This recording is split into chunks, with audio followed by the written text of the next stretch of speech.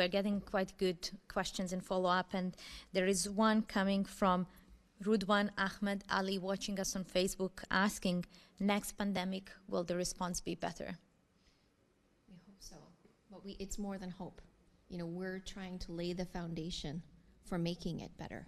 And this is the time. This is the time that the systems that we have in place are enhanced and strengthened so that we are better prepared. There's no going back. There should be no going back to, you know, what we had before. We have ultimately changed the way that we deal with this. We need to use this horrible situation that we're going through to build that system so that the next time we start from a higher place. We start from a better place. As an organization, we're thinking about how do we move from this acute phase of this pandemic to something more longer term to ensure that we have the systems that we, as of the World Health Organization, are.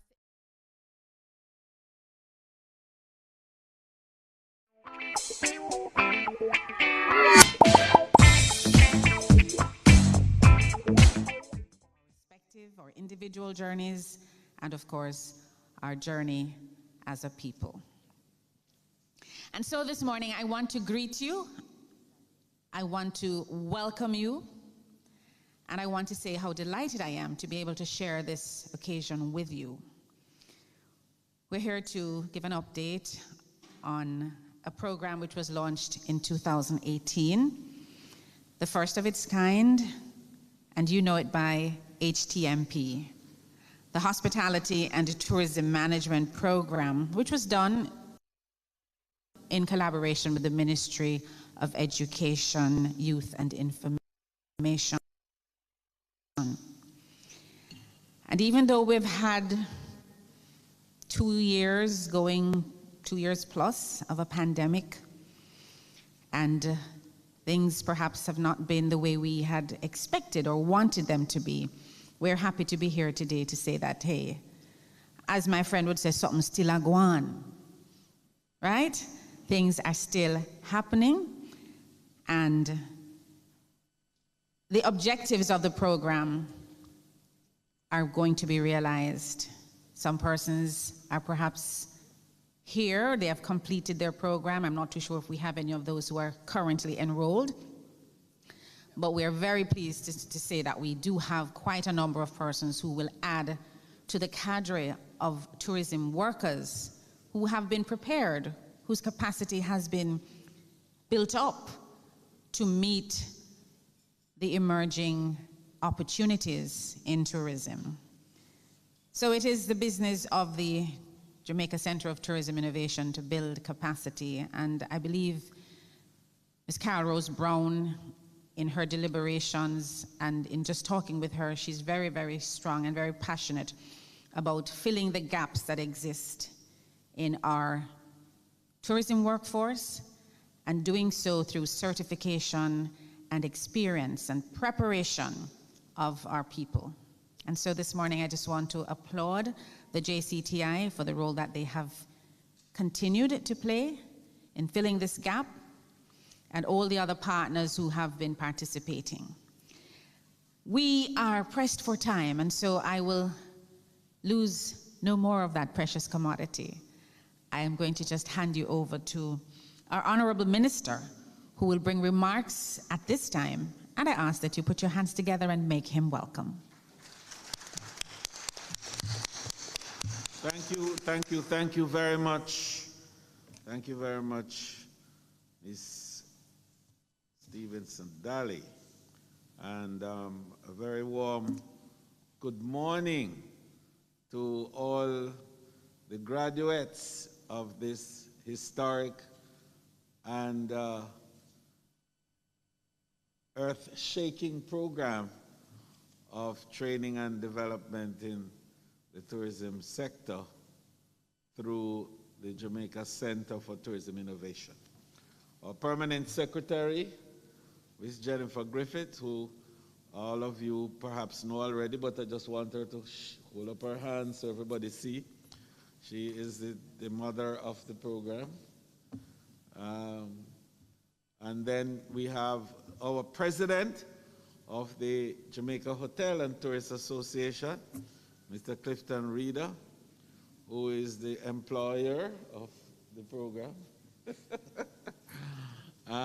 We have the executive director of the Tourism Enhancement Fund, who is the financer of the program, Dr. Kerry Wallace. And then we have the director of the program, Ms. Carol Rose Brown, at the end there. Hold up your hand, Carol, so everybody sees you. Let's give them all a round of applause. So today I ask the representative team from the graduating class of the first cohort of associate degree holders in this very historic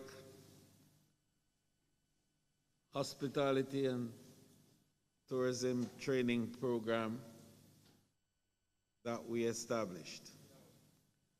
The Hospitality and Tourism Management Program, HTMP, as we have designated it, was conceived from the perspective of the need to develop a trained, certified, competent cadre of tourism workers who would have the skill sets, the capacity, and the knowledge base to convert into the kind of services and experiences that would make Jamaica stand out, not as a destination where you can compete with somebody else, because we don't want to be in that space. We don't want to be competing with the world. We want to be in a separate space. And we've defined it in a little way. We talk about the blue waters and the red waters. The red waters is the competition flooded waters, where everybody is fighting each other, and of course, the obvious metaphor of blood flowing as you compete and struggle. But in the blue waters, there's no struggle, because you are the only fish sailing in, swimming in that water. Meaning to say that your experiential output is at such a high level that nobody else can match you. And that's the destination Jamaica wants to be, where we are in a blue ocean, an experience that we're offering to the market that nobody else can match. And the only way to be able to do that is to build the human capital. It's to strengthen the capacity of our people to produce at the highest level possible. And indeed, to be exceptional, beyond exceptional. And into a space where the world will come to know, to appreciate, to celebrate, and to help us to promote a destination that is not just top of mind, but one which exceeds the expectations of all. This training program that we developed with the Ministry of Education began out of the broader concept of how do we transform,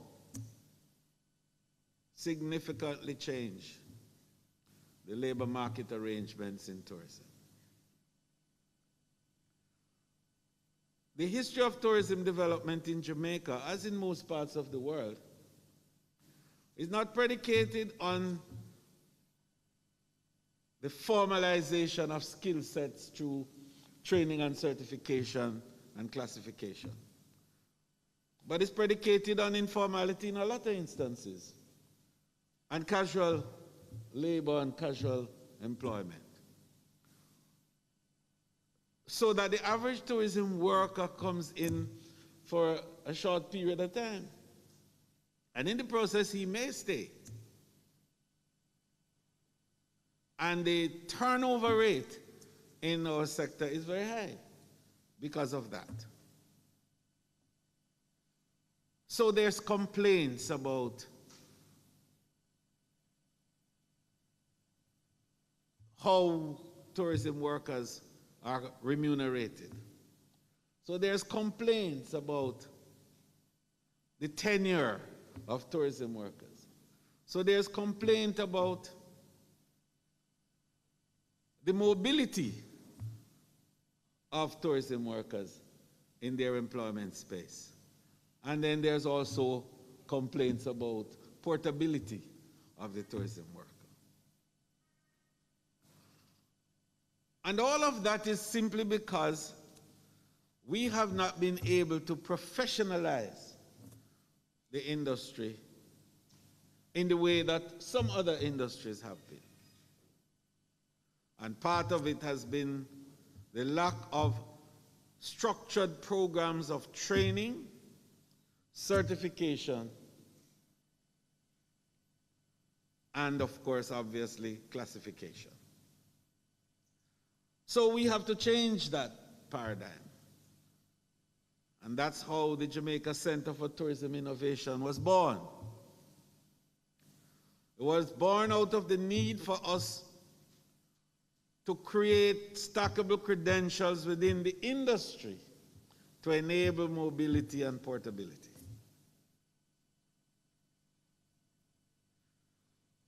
And so I brought this consultant from George Washington University to work with Professor Andrew Spencer, who was the ED of TPDCO.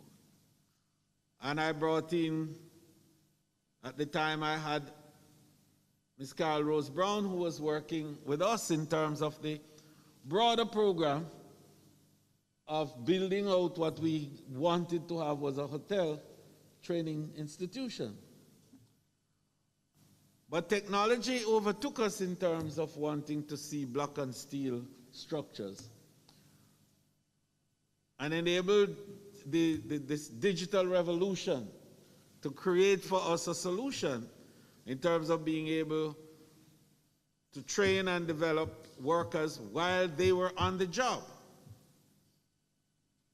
and to certify them based on the competence and now certain pedagogic skills that were brought into play. So the process of building out that Center of Innovation had at its core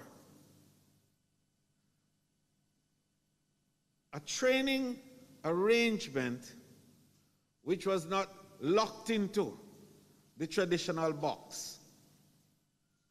Because we weren't training now just for certification, but we were training to give ability to pivot, to adapt, to innovate, to add value at the workplace. So we were trying to decide how do we make our workers be able to respond to the changes that were taking place in the labor market, and what were the new demands that were there for skill sets in tourism. And that's how innovation became a centerpiece of the training arrangements that we put together. So for us to get to the heart of understanding what truly tourism service management is all about, it wasn't enough for us to concentrate on the workers who were on the job. Nor was it enough for us to consider the formal training institutions that were delivering certified workers, whether it was at the tertiary level, the university, any of the universities we have, or it was at the community college level, or it was even at the early entry levels, institutions such as Hart, NTA, and so on. And even our own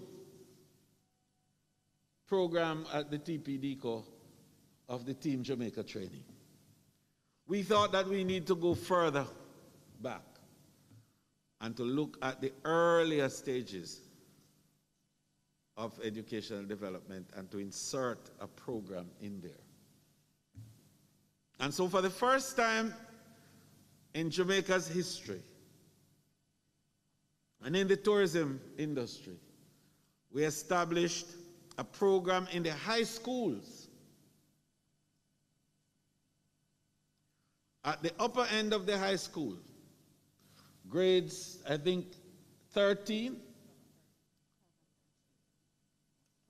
12 and 13, and to create an associate degree program in hospitality and tourism management and customer service as well. And what that did was to now create the stages of development of the tourism worker. From high school through an associate degree program into entry levels in the industry. And for the first time, we're having first-time employees who are teenagers having a degree coming into the tourism workforce.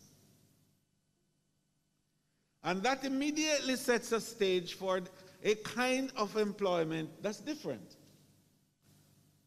A kind of remuneration level also that will be different. And so, without legislating and without trying to accuse and abuse anybody about employment practices, we are transforming the labor market arrangements in tourism.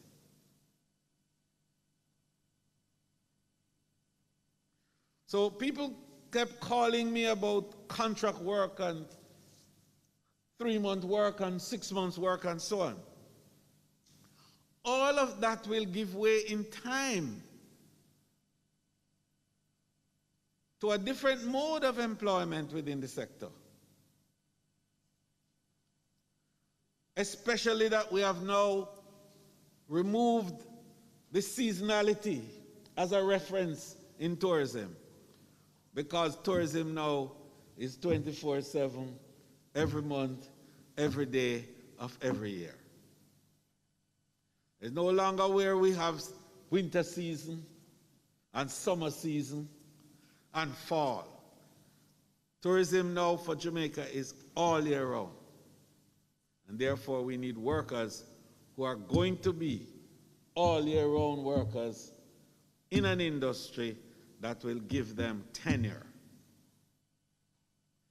So we went one step further after the issues of building human capacity through training and certification to looking at social security for the workers.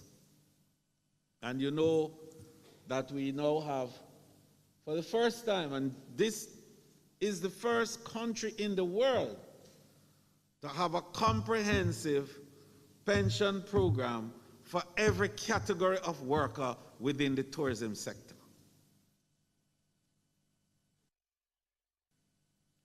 And we were able to do that through legislation and through the involvement of an enlightened government to provide $1 billion of what you'd call base funding, seed money, if you will, to enable a pension plan which offers a benefit to persons who only had the last 5 years of their productive life insofar as what is recognized as pensionable age. So that if they are 59 years old and they retire at 65, they could get a pension equivalent to what they would have gotten had they started contributing from they were 18 or 19 or 20. And that is a historic development, unique to Jamaica at this time. Then we looked at housing and social development activities around the industry. And we placed $1 billion in 2010, I remember, as a start of a major settlement upgrading program for tourism workers and the communities around it. And we have seen the result of that in St. Anne and here in St. James and in Negril. And that program continues now. And in my budget debate, I will have a statement to make on the extent of that. What I'm carving out for you is a picture of how we have transformed the industry from essentially a casual, unstructured series of activities that generate some income and provide some employment into a modern industry where we could train, qualify, certify, and hopefully now to classify all the workers of the industry. So we are making tourism an option for all our students in high schools. We're making tourism an option for the graduates from university and from colleges. We're making tourism an option for those who have not been to a school but have skills and have competence, because we can go into the workplace and certify you while you are there. So tourism now becomes the place for everybody, and that fulfills the concept of the inclusivity of tourism.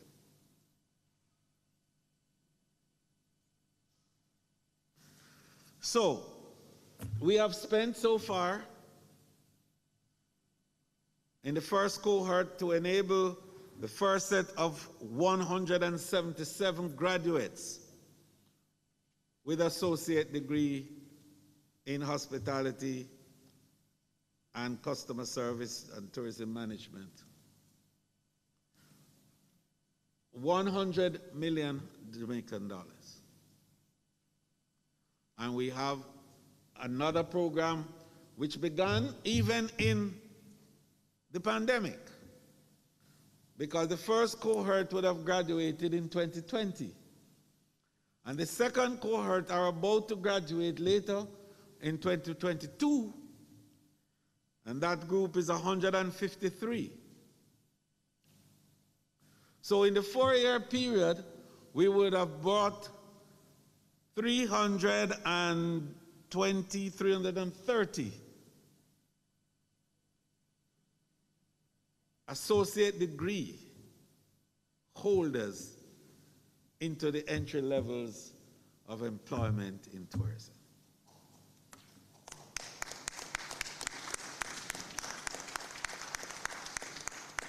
And just by way of making it known, the JCTI over the period has certified nearly 9,000 tourism workers across various areas of competence. And we expect that we would pass the 10,000 mark at the end of this fiscal year. This is what we are talking about. So I call you here today for 2 reasons. One was to celebrate with you, in particular the graduates, this historic milestone for Jamaica and Jamaica's tourism. And secondly, to bring our stakeholders and partners together, headed by the president of the JHTA and complemented by the leaders of the training institutions in Jamaica who are responsible for helping us to build this cadre of professional workers that we are trying to create. For us all to interact, and also for employers, hoteliers, a number of them, a representative sample, to be here for us to have a conversation on what it is that we now need as we move forward after the pandemic. Because the pandemic upended the supply chain in terms of the human capital across the world, not just Jamaica. We are coming back, and we're coming back faster than any other country in the English-speaking Caribbean. Tourism's recovery in Jamaica has been stronger and better than any other country in the English-speaking Caribbean. There are only two countries in the entire Caribbean space, in fact, Southern Latin America, that has grown faster or bounced back faster than Jamaica, and that's Mexico and the Dominican Republic. And we have done that with global recognition too. Because all over the world, people talk about Jamaica, how we managed during the pandemic, and the level of recovery that we've had. But that recovery has not been without its pains. And one of the areas of pain has been the return of the human capital to the sector. So while we are moving at a pace that is going to see us reaching 2019 levels by 2023, we are having difficulties with staff now, because during the period of the pandemic, and the pandemic is still on, by the way, officially, it has not been officially called off in the world, so we're still being careful about protocols and so on. But during the height of the pandemic, when we had to close our doors for active business, and we had more than 130,000 tourism workers being laid off or on furlough or otherwise not employed. Some of those workers morphed into other areas of activity. Some went into technology and IT type of relations. Some went into personal, private entrepreneurship. Others migrated. And some also went into various other areas of human endeavor as they sought to keep livelihood going while preserving their life in a pandemic. So on calling back the troops, we found that many were missing. And the nature of tourism's recovery, and particularly our recovery here in Jamaica, has been that we are at risk of not giving the high-touch service that Jamaica is known for, because we do not have in place now all the key high-level skill sets that we had before. So we are in a position of looking at ourselves again and determining how do we ramp up the training and certification. How do we recruit and train more people to meet the demand that we now have?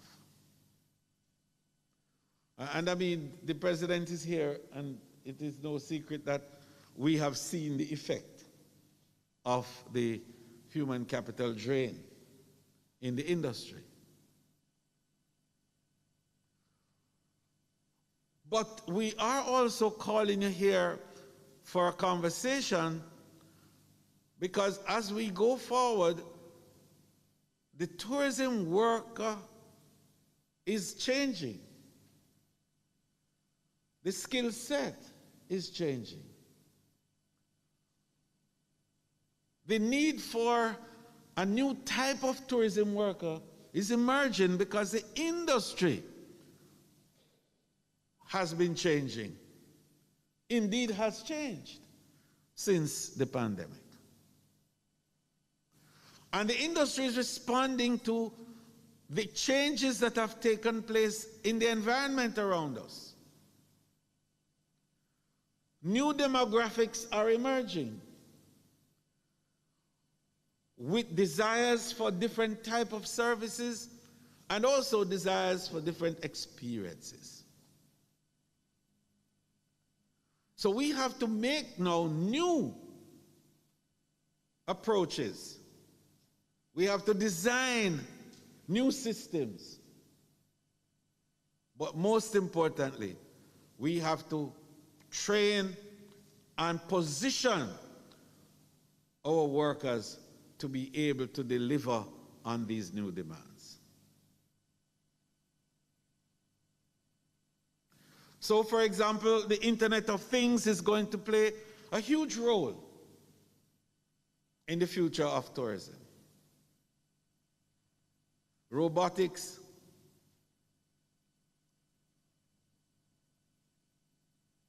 virtual realities and augmented reality, mixed reality. Now you're getting into the metaverse. What we're saying is that these machine intelligence-driven engagements in tourism are going to redefine the kind of workforce that we're going to have. And we who are trainers and developers of curricula will have to respond to that, or we'll be relevant as trainers to begin with, and our workforce will be relevant to deliver what the new demographics are asking for, and our industry in the process will perish. So the Jamaica Center for Tourism Innovation wants to work with you in helping to create and carve out and to build that new architecture that will define the way forward for the training and development of the new workforce of tourism. Just to give you a quick example of what we're talking about, is that our new workers in time will have to be trained to be able to manipulate what we call the cognitive systems, which are the Internet of Things and the robotics and so on I just defined for you. Our new worker is going to have to be able to guide that process, because through robotics, they are going to be doing the work that you do in the kitchen.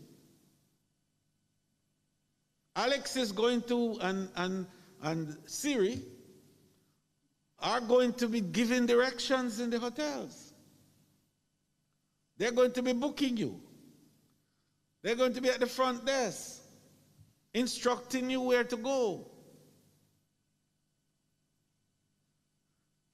When you get to the door, Siri is going to tell you to look straight in the mirror or in the camera, and immediately as you look in the camera, facial recognition says you are who you are, and immediately the door opens because of the sensors that are now around, creating database that somebody somewhere is manipulating to effect action.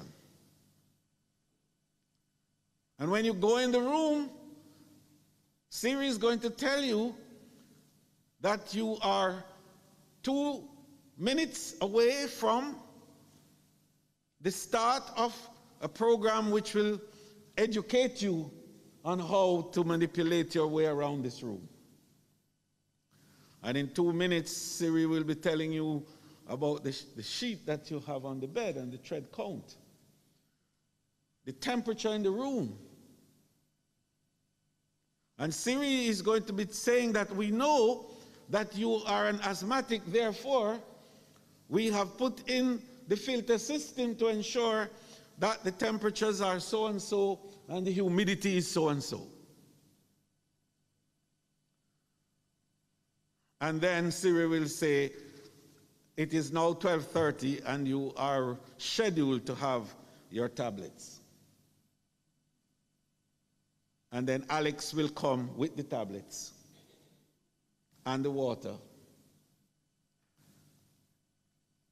and you will have it. That's a new world.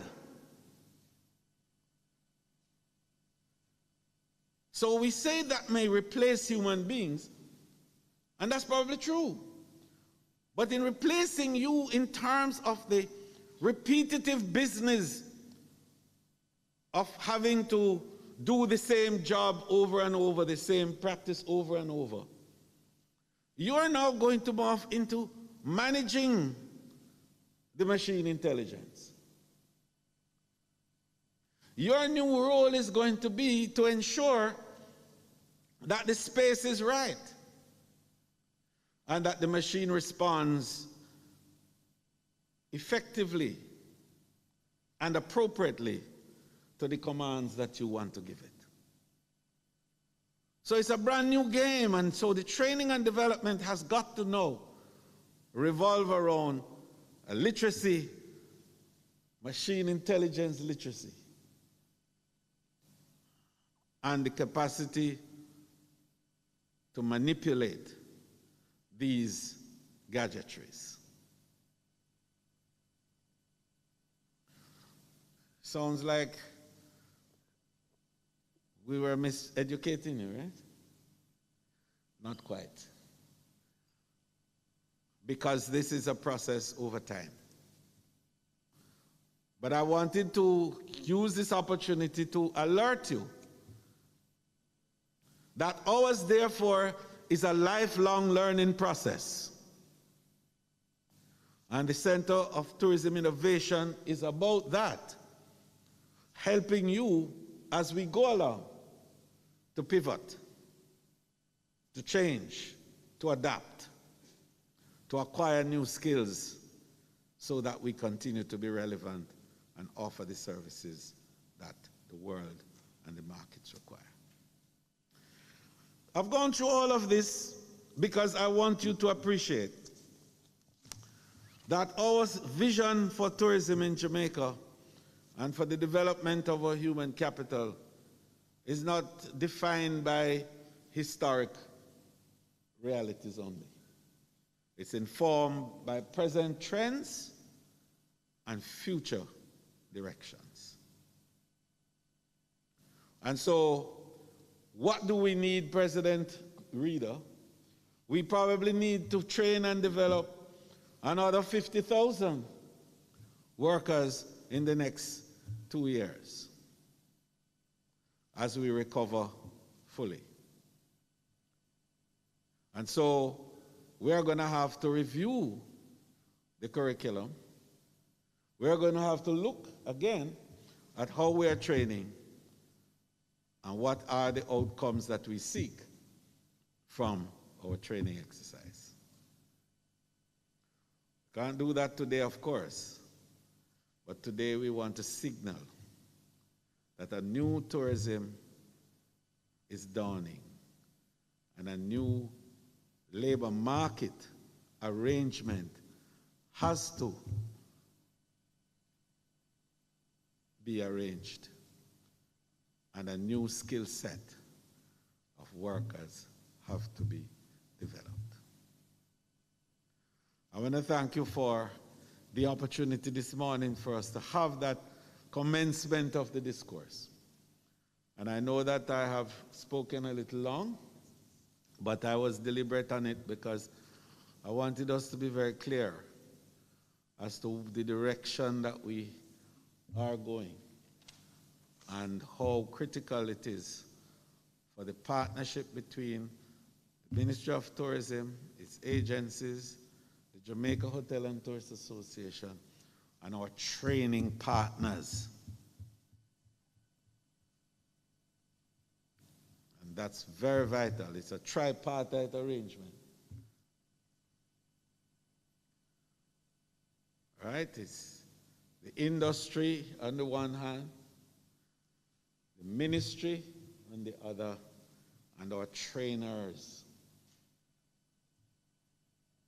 And that combination is unbeatable to provide the appropriate skill sets that will keep Jamaica's industry top of mind and have us always sailing in the blue waters and not in the murky red oceans of high competition.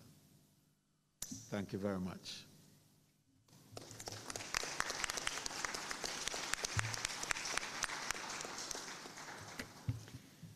Thank you very much, Minister Bartlett. Much food for thought. Looking back, looking at where we are, and certainly looking ahead. Of course, we want to also welcome those persons who are on TEF's Facebook page. We are streaming live, and we welcome you as well. And in fact, before we get into our Q&A, Minister, I believe we have a question coming through from someone on Facebook. In the room, we have our friends from Iona High, I believe Marcus Garvey Technical High, Albert Town High. So if you hear your names, you can make some noise, you know. Iona? Marcus Garvey Technical High. Where are you? They're somewhere in the back? Okay. And then we have Albert Town. Albert Town, I believe, is linked to Brownstown Community College. So you can make some noise, you know, there's no charge. There's no charge. Brownstown? And I believe we have Mouchette is in the house, Mouchette High, and Jose Marti also in the house. And Anchovy. Anchovy, I think, is also in the back, yes? To my right. Yes, man, make some noise, Anchovy. And of course, there are other institutions, some joining us virtually. And it's just great to have you. We're going to take some questions at this time. Minister is here. Our director for the JCTI is also here, and we're ready to answer any of your questions. But I have one here from Facebook, from Tanika Morgan, and it says, what about those who graduated but are still unable to get a job in the field, even with over 4 years worth of internship?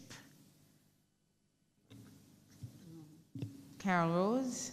Well, what we're doing now is that we are creating a database of all of the graduates, the individuals with the HTMP certification and the OAD, and that database will be available to partners who are looking for employees. Okay, so I think that should answer Tanika's question. We are in the process of creating a database, so we'll know where you are, who you are, what your certification is, and of course we will make that information available to our partners in the industry who are seeking persons to employ.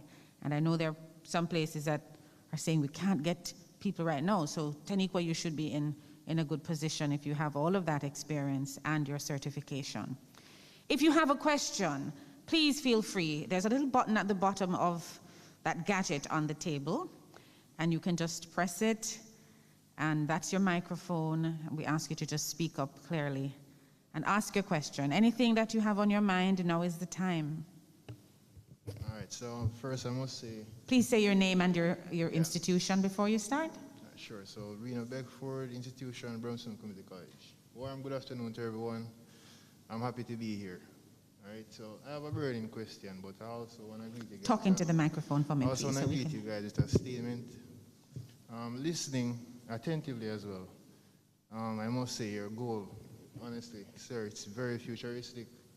Yeah, and I'm looking forward to it. But in regards to the now, to be honest, I'd like to know what can be done, like what is in place, to be honest. You yourself, honestly, I'm seeing where you're not sure, but you're going in the right direction. But honestly, I'm a bit concerned for myself and my fellow mates as well. Even though we are from different backgrounds and stuff, diversity, right, is also one aspect of the course which teaches us to get along with each other, care for each other as well.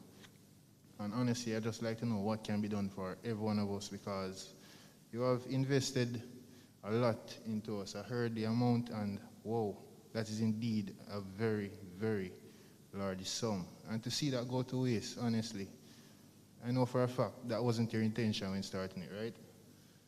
So I'd just like to know what can be done, and going forward, what will be done as well.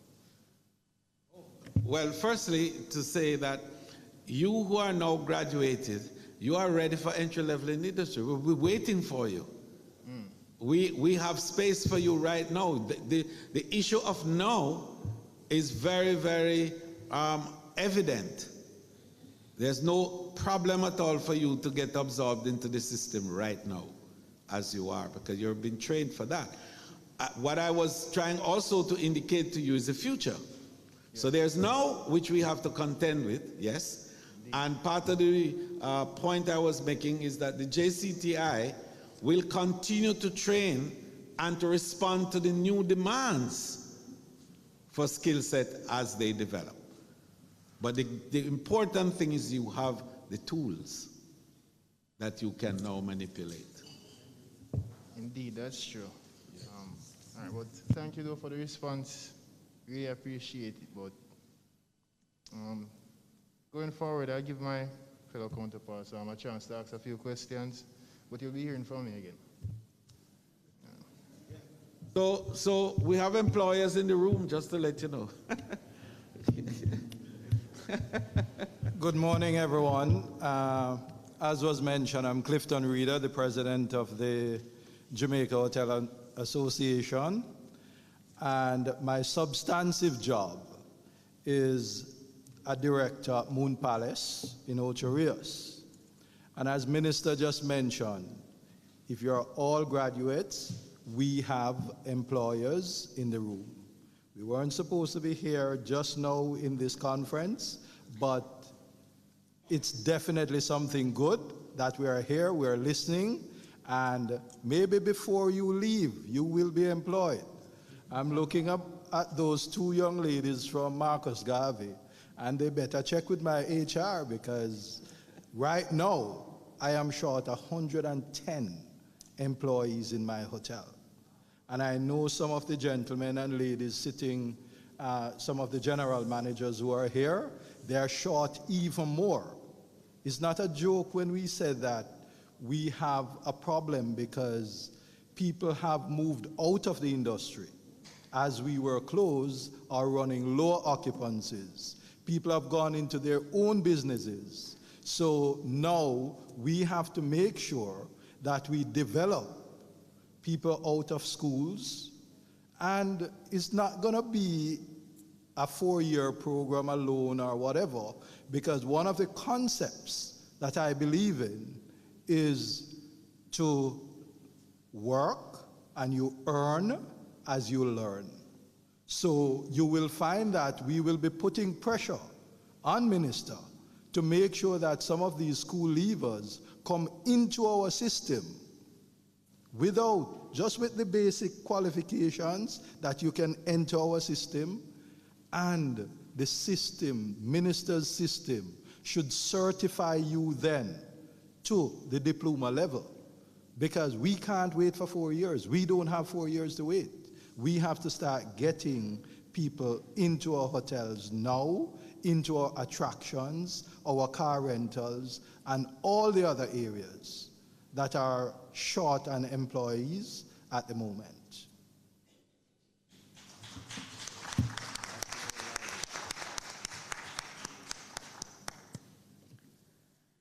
Do we have any other questions? Thank you for that, Mr. Reeder. Don't be shy. Yes, afternoon, morning everyone. Howard Isaacs, representing several capacities. Firstly, as the principal of the Monee College in St. Anne, but also as the president of the Council of Community Colleges, of Principals of Community Colleges of Jamaica. Firstly, I want to commend the initiative, Minister, and the team that worked with you to start the HTMP program so that the community colleges in particular would be able to continue our linkage with the schools within our regions. Basically, all our community colleges would have been working with these schools over time. But what this program does is that it allows us to work with the students whilst they are in a school, and that within itself is an experience that we have been trying to facilitate for many years. But this program made it happen, and I want to commend the vision and the focus that has taken place so far to make sure it's happened and it will continue. We also want to commend you, Minister, and the team that in my years as a principal, and I see my colleagues from various colleges here, I cannot recall having had a forum of this nature where the stakeholders, the training institutions, and even the graduating students are in a forum to discuss training development and the relationship. So I think that is quite good, sir, and we want to commend you and the team. So from our end, we have respective colleges here: Montego Bay Community College, Brownstown, Excelsior, Monee, Brownstown, and Case and Knox. They are all here, and we are committed from where we are sitting to continue the program and do what we can do to work with the respective schools and with the communities. And most importantly, Mr. Reid, the colleges, the community colleges of Jamaica provide an opportunity for us to work with you. We can provide in-service training for your staff while they are doing their various programs. Minister, personally from where I'm sitting, Honorable Minister, I want to just make a point that in the community colleges, you have qualified, competent faculty and staff that can help the program along significantly. And over the years, we have been seen as cousins when in fact we are more than that. So I'm asking of you to use your office, and I want to commend Mrs. Carol Rose Brown, who she really is a phenomenal woman, and I can tell you that. Because she is extremely passionate and she goes beyond the call of duty to do her job. So I want to thank you, sir, and it's not a question, more a comment. Keep up the good work, and the community colleges within Jamaica are ready, and we want to work with this initiative and others. Thank you. Thank you very much. A very comprehensive statement there, and I just want you to appreciate that the JCTI is not about doing what you are doing. What we want to do is to help you to do more of what you're doing, because ours is the team that hopefully assesses what the needs and demands are with the sector and then bring them to you for you to do the actual training and delivery of that skill set that is required.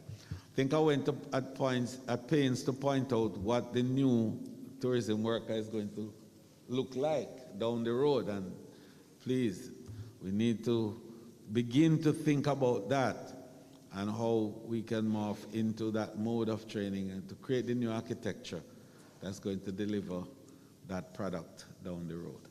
Thank you very much for your kind comments. Thank you very much, Minister, and Mr. Principal, who made those comments earlier on. I believe we are pressed for time, and we're not going to be able to take any more questions unless there is one final burning question, and only one. I believe we have. I'm seeing the agitation in the back. One final question. Go ahead. Good morning. I am Carol Walters from Montego Bay Community College. A lot has been invested in the training of our young people to work in the industry. Minister, the North Americans are grabbing our students as soon as they're finished. What is being done to keep our students here in the sector? Well, I just want to say that one of the joys of my life is to see growth and movement. I believe we must train. And that training will give two things, and I mentioned them in my comments earlier: mobility and portability. There is nothing I want to do to stop anybody from going to peddle their wares after we have trained them anywhere in the world. My job is to train, to just get more and more graduates coming out of your system that will have a value, not just in Jamaica, but anywhere in the world that they go. And one of the good things about that is that it enables us to have a cadre of skills outside of Jamaica too, that we can draw on to come back into our space, to give leadership and to have add value to our process. What we're seeing in tourism, for example, is that a number of our Jamaicans who we train and hone in terms of their skills left us, went to work with some of the larger brands in the world, and are now coming back to head our company and to be country managers for companies.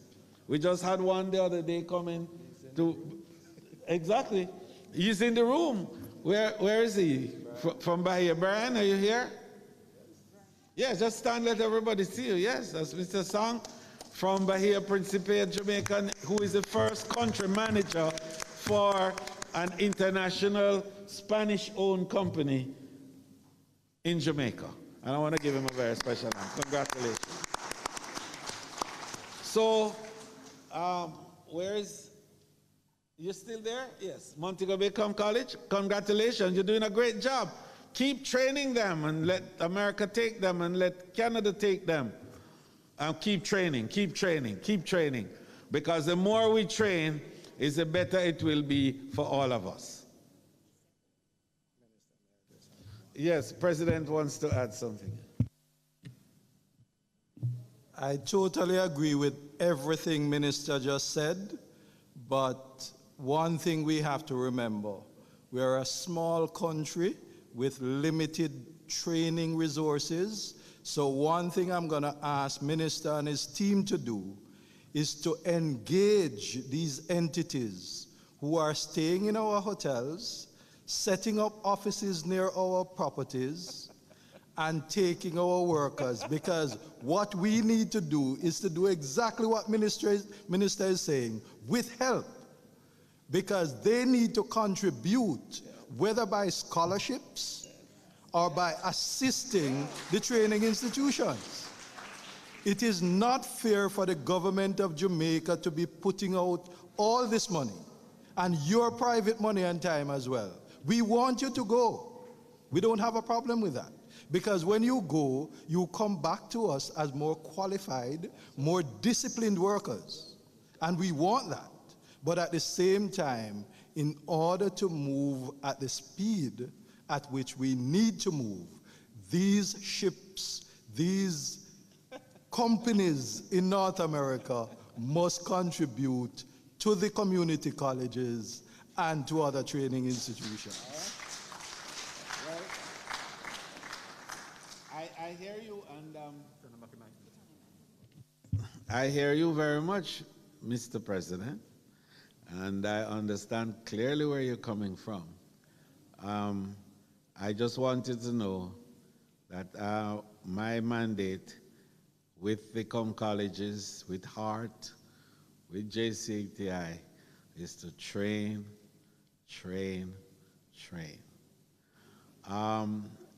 And And just for your information,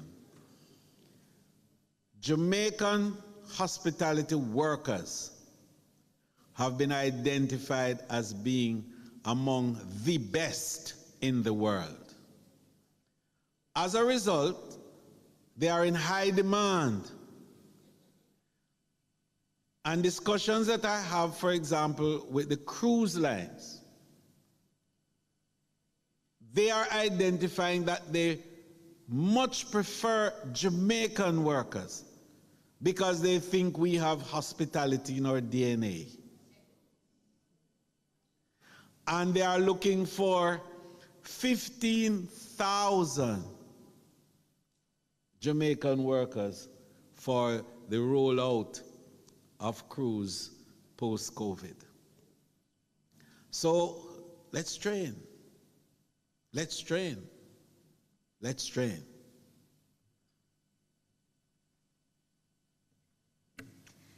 Thank you very much. Can't say any more than that. Let's train, train, train.